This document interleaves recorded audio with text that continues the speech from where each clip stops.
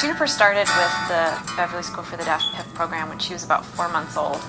And as people would ask, oh, how's Juniper doing? And I would tell them about that. People who don't have deaf or hard of hearing children were always shocked that she was starting an education so young. And I feel like I was constantly reminding people that you don't start speaking to a hearing child when you want them to learn to talk. Like, the process of learning a language is something that starts at birth or before.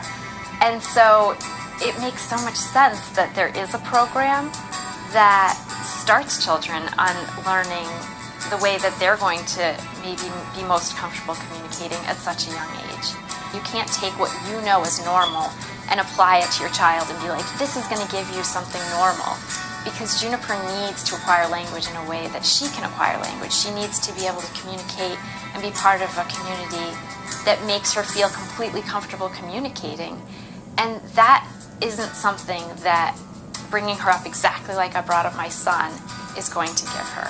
And so I needed to feel like we were getting those tools from someplace, because we didn't know that much about how to make this happen. Through the home visits and through going to Beverly School for the Deaf, I feel like we have had a way to pour our energy in a really positive and hopeful way, as opposed to worrying about the what-ifs.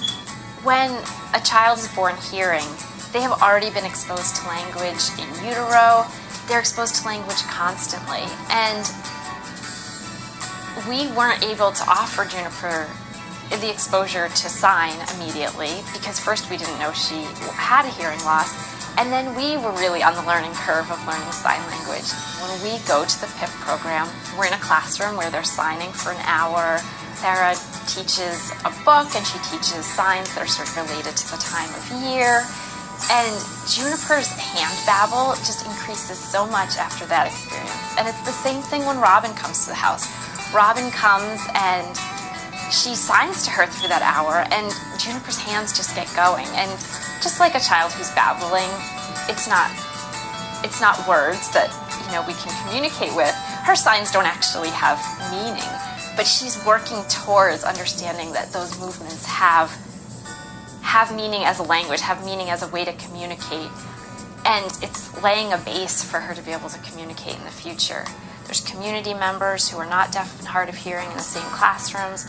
All the children are learning sign. All the children are learning English. They're reading in English, and it's very clear to me that it's a very full and rich environment to have so much written and spoken English and so much ASL all at the same time. It's just such a bright, open space. It's so warm when you walk in. The people seem really happy there.